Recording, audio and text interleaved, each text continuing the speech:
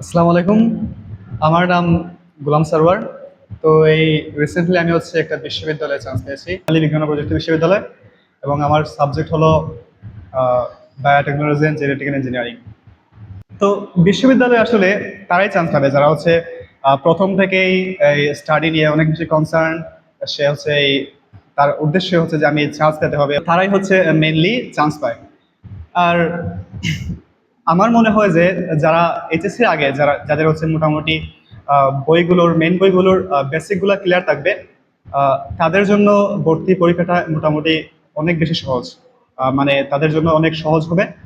এবং যারা এইচএসসি পরীক্ষার সাথে সাথেই মানে কোনো কোর্স অথবা অনলাইন কোর্স অথবা অফলাইন কোর্স, তারা যদি ভর্তি হয় সেক্ষেত্রে তাদের জন্য অনেক বেশি অ্যাডভান্টেজ থাকে।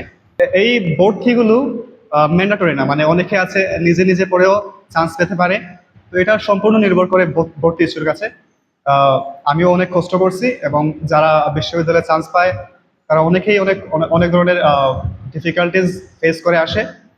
আমি যেহেতু এই স্টারলাইটের একজন ছাত্র ছিলাম, তাই আমি আমার কলেজকে অনেক সম্মান করি। এবং আমি আমি মনে করি যে আমাদের রুলস এন্ড রেগুলেশন গুলা, যদিও অনেকের কাছে মনে হয় যে এটা একটু অনেক বেশি হয়ে গেছে, কিন্তু আমার কাছে অনেক ভালোই লাগে। কারণ অনেক ভালো রুলস এন্ড রেগুলেশন। সো যারা এই এই কলেজে ভর্তি হবে এবং যারা পড়তেছে তাদের জন্য, আই মিন আমার জুনিয়রদের জন্য পরামর্শ, তারা যেন অনেক ভালো করে পড়ে, মন দিয়ে পড়ে, এবং আমাদের শিক্ষকদেরকে সম্মান করে। এটাই আমার পরামর্শ থাকবে ওদের জন্য।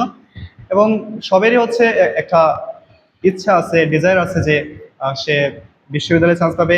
কিন্তু অনেকের অনেক ধরনের আছে, যেমন সে বাইরে যেতে চায়, অ্যাব্রোড যেতে চায় তার হায়ার এডুকেশনের জন্য। তো তাকেও অনেক পড়তেই হবে, দিন শেষে পড়তে হবে। তো তাদের শিক্ষকদেরকে এবং তার আহ, পাশাপাশি তার ফ্যামিলি মেম্বারদেরকে রেসপেক্ট করতে হবে।